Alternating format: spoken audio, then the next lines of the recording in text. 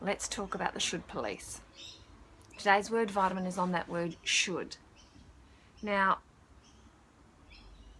it's an opportunity today, if you get a chance to read the word vitamin, to just highlight that word like with a yellow highlighter in your dialogue and in your psyche. And anytime you hear yourself saying the word should, to just delete it. Almost like you've got spell check going on. Delete should. Because anytime we say the word should, we become the should police, even if we're saying it quietly to ourselves. Because should kills compassion. Shoulda, woulda, coulda. Should is all about focusing on what was or what could be and not accepting what is. And while we're shoulding about the past or the future, we can't do anything about the present moment. We can't learn from it. Should's also about external expectation.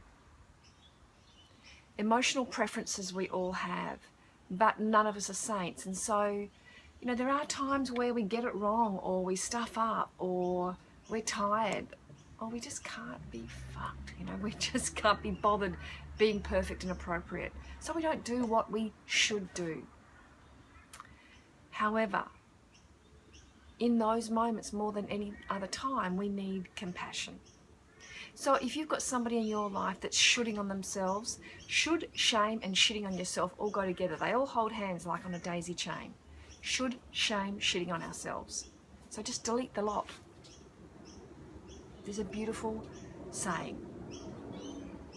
Our first love and our last love needs to be self-love. And self-love is not about vanity and disappearing up your own ass. It's just about kindness and compassion.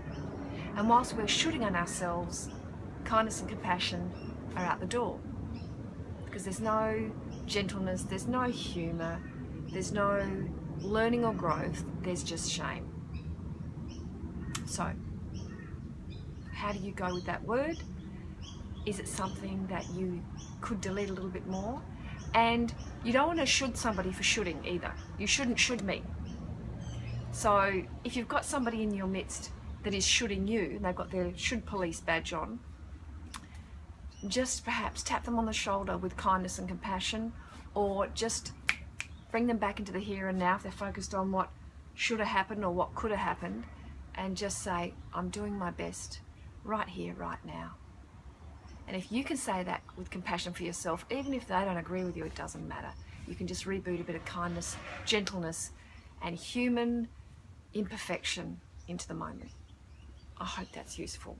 I wish you a should-free day, and I hope the compassion fairies, I think a beautiful, I think it was Liz that just said on the word vitamin, may the compassion fairies sprinkle glittering compassion all over your day to day. Nice thought. Lots of love. See ya.